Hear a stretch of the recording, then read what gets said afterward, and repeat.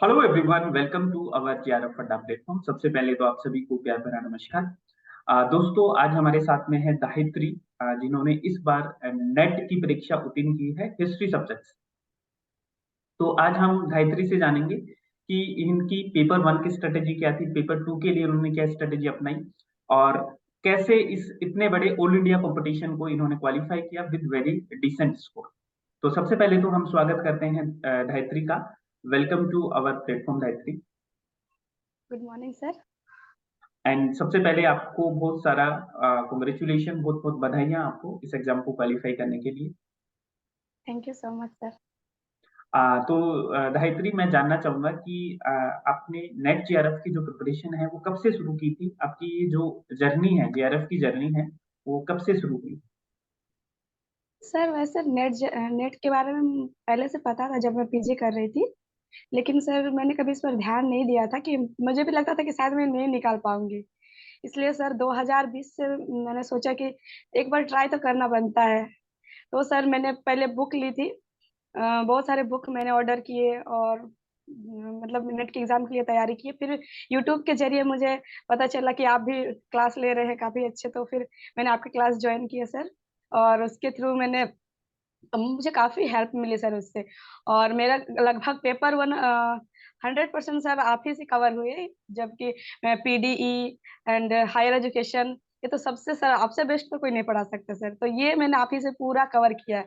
और 2020 में मैंने एक बार एग्जाम, 2021 में सर 2021 में मैंने एग्जाम दिया। लेकिन उसमें कुछ मार्क्स की वजह से मेरा नेट रुक गया था सर। तो फिर मैंने सोचा कि बस कुछ नंबर के लिए रुक गया है तो फिर वापस से देना चाहिए एक बार। तो सर वापस मैंने आपकी क्लास सारी वापस से रिकॉर्डेड देखे, लाइव लिए। इस तरह से मैंने सर कवर किए, पेपर वन की तैयारी की अच्छे से। और फाइनली सर इस बार मेरे नेट क्लियर हो चुके हैं सर। That's great. तो गायत्री, मैं जानना चाहूंगा कि आपकी जो बुक लिस्ट है वो क्या थी? पेपर वन की भी आप बताओ मुझे, और पेपर टू के लिए भी आप बताइए कि आपने कौन जी सी सर। बुक्स पढ़ी और कौन कौन से एडुटेक प्लेटफॉर्म हैं, जो ऑनलाइन प्लेटफॉर्म हैं, जो आपने यूज किए ड्यूरिंग योर प्रिपरेशन। जी सर।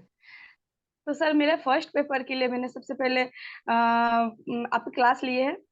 सारे क्लास मतलब communication, higher education and PD वगैरह सब मैंने आपसे किया सर। और उसके मैंने सबसे, जब भी आप पढ़ाते थे सर, उसका मैंने छोटा छोटा नोट्स बनाना स्टार्ट कर दिया था। तो सर मेरे काफी नोट्स भी है, तो मैंने नोट्स के जरिए उसको पढ़ाई किया। और प्लस बस ऑब्जेक्टिव वगैरह के लिए मैंने क्या सर, यूथ की एक पुस्तक मंगाई सर, उससे मैंने कंपटीशन सारे टाइप। पीवाई। जी सर, उससे मैंने सारे ऑब्जेक्टिव और पीवाईक्यू सब क्लियर किए। और सर केवीएस मदान की एक बुक लिए फर्स्ट पेपर के लिए। ओके। और सर सेकेंड पेपर के लिए सर एनसीएंट के लिए मैंने केसी श्रीवास्तव को पढ़ा है सर। और साथ ही एक मतलब क्विक रिवीजन के लिए सर आर्या पब्लिकेशन ली है। और सर उसके अलावा मेडिएवल के लिए मैंने सतीश चंद्रा पढ़ा है सर। और सर सौरभ चौबे की बुक है मेरे पास। और सर थर्ड है मेरे पास मॉडर्न के लिए, जो मैंने स्पेक्ट्रम लिया है सर। और स्पेक्ट्रम और सर परीक्षावाणी सर, इन्हीं पुस्तकों से सर मेरे कंप्लीट हो गए सर नेट। जी। तो आपने पीवाईक्यू का जिक्र किया है, तो मैं ये जानना चाहूंगा कि पीवाईक्यू का कितना रोल है एग्जाम में? नेट के एग्जाम की मैं बात करूँ तो कितना रोल प्ले करते हैं पीवाईक्यू? सर पीवाईक्यू का मैक्सिमम मेरे ख्याल से 70% रोल प्ले करते हैं, क्योंकि सर आप एक पीवाईक्यू करते हैं, आपको लगता है कि हाँ सर की एक क्वेश्चन सॉल्व हो जाते हैं एक पीवाईक्यू से। पर सर उसमें जो 4 ऑप्शन रहते हैं सर, उससे 4 क्वेश्चन सॉल्व हो जाते हैं सर। तो इस तरह से सर आप जितने पीवाईक्यू करते हैं आपके उतने क्वेश्चन सॉल्व हो जाए, मतलब पर क्वेश्चन में 4 क्वेश्चन सॉल्व हो जाते हैं। तो सर पीवाईक्यू बहुत जरूरी है, क्योंकि सर आप एक क्वेश्चन को सॉल्व करने के मतलब एक क्वेश्चन को सॉल्व करते करते आप उसी साथ में 4 क्वेश्चन सॉल्व कर लेते हैं। तो इस तरह से सर पीवाईक्यू बहुत अच्छा मतलब हेल्प करता है सर। बेस्ट। मैं ये जानना चाहूंगा कि आप कितने घंटे पढ़ाई करते थे? तब सर ऐसे तो पढ़ते स्टूडेंट थे, का 12 घंटे स्ट्रेटेजी। पढ़ते थे? क्या शेड्यूल रहता था आपका पढ़ाई के लिए? जी सर। सर ऐसे स्टूडेंट का स्ट्रेटेजी होता है कि एक मतलब टाइम सेट करना और पढ़ने के लिए आना। लेकिन सर ये स्ट्रेटेजी मैं कभी फॉलो नहीं की हूँ, सच्ची बता रही हूँ, क्योंकि सर एक मैं तो हाउस वाइफ हूँ सर, तो और नहीं कर पाती हूँ सर टाइम को मैनेजमेंट, क्योंकि कभी इधर से काम आ जाता है, कभी उधर से काम आ जाता है, तो सर इसलिए नहीं कर पाती हूँ। लेकिन सर जब भी मैं बैठती हूँ, मैं आपकी आपकी बात मुझे याद है कि आप कहते हैं कि जब भी पढ़ाई का मन करे उस टाइम पढ़ा करिए, और हमेशा 45 मिनट पढ़ाई करने के बाद रेस्ट ले। तो सर उसी हिसाब से मैं भी पढ़ती थी, और जब भी मेरे को टाइम मिलता था, बस मैं सब कुछ काम निपटा के सर बस पढ़ना है, 2 घंटे निकाल ही लेती थी सर उसके लिए। तो सर मैंने दिन में 2 घंटे 3 घंटे पढ़ाई कर लेती थी, और बस रात में सोने से पहले सर पढ़ लेती थी। बस मेरे सर उतने ही टाइम बचता था सर, और बाकी जितने टाइम बचते थे उसमें मैं आपके क्लासेस और भी ऑनलाइन क्लासेस देख लेती थी सर। Great. आपका मोटिवेशन क्या है? कई बार लगा होगा कि यार मैरिड भी हो चुके हैं, आप हाउस वाइफ हैं, बहुत सारी प्रॉब्लम्स आपके जीवन में आई होंगी ड्यूरिंग योर प्रिपरेशन, तो उनसे कैसे आपने पार पाई और आपका मोटिवेशन क्या था, सोर्स ऑफ मोटिवेशन क्या था during your preparation? Sir motivation, एक तो सर मतलब जब मैं 10th की थी सर, उसी वक्त तो मेरी मैरिज हो गई थी, तो मैंने सोचा नहीं था कि सर कि मैं कर पाऊंगी। लेकिन उसके बाद सर जब 12th का एग्जाम दिया मैंने, तो मैंने फर्स्ट डिवीजन से क्लियर किया है 12th। तो सर उस समय मुझे लगा कि नहीं, ऐसा नहीं है कि नहीं कर सकते, घर का काम के साथ भी हो सकता है। और सर कोशिश करने में क्या जाता है सर, कोशिश करने से तो सब कुछ हो सकता है सर। ऐसे हम मैं अकेली नहीं हूँ जिन्होंने मतलब हाउस वाइफ है, और जिन्होंने काम के साथ प्रिपरेशन किया है, बहुत सारी महिलाएं हैं जो भी प्रिपरेशन कर रही है। तो सर जब उन सब से हो सकता है, तो सर मैं क्यों नहीं कर पाऊंगी। तो सर घर में भी सब मोटिवेट किए, हस्बैंड मोटिवेट किए, फ्रेंड्स है सर। और इस तरह से मैंने सोचा किया कि चलिए कंप्लीट कर लेते हैं बीए। तो सर उसी तरह मैंने बीए किया, पीजी किया। तो बस पीजी करने के बाद पता चला कि सर नेट का एग्जाम भी होता है। तो सर उससे भी मैंने वीडियो भी आपकी देखी थी, पीजी के टाइम ही देखी थी, उससे पहले तो ये सब की जानकारी नहीं थी। तो सर एक्चुअली बोला जाए तो सर बस 12th के मार्क्स आने के बाद ही, मैंने नहीं सोचा था सर कि मुझे और आगे पढ़ना है। लेकिन सर जब 12th में मैंने फर्स्ट डिवीजन क्लियर किया, तो मैं सोची कि नहीं, अब तो कुछ कर सकते हैं सर।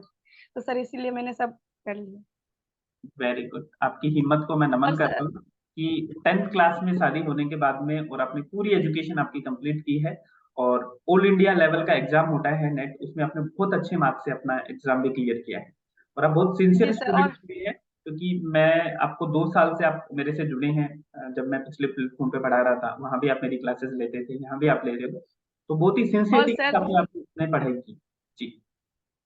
जी सर, और आपकी मैंने यूट्यूब में एक आपकी जो डीपी है, मैंने उसमें देखा था कि I will win, not immediately but definitely. तो सर ये चीज मुझे बहुत अच्छा लगा, और मैंने इसको अपना टैगलाइन बना दिया है सर, कि एक दिन विन तो जरूर होना है सर।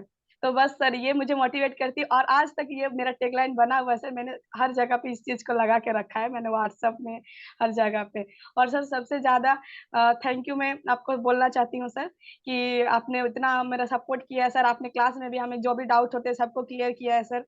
और सबसे ज्यादा थैंक उससे भी ज्यादा थैंक यू सर, आपके जो लाइव क्लासेस होते थे वो बहुत अच्छे सर, पीडीई और हायर एजुकेशन, वो मैंने आज तक कोई सर के वीडियो नहीं देखे, मैंने सिर्फ आपके वीडियो से क्लियर किए सर।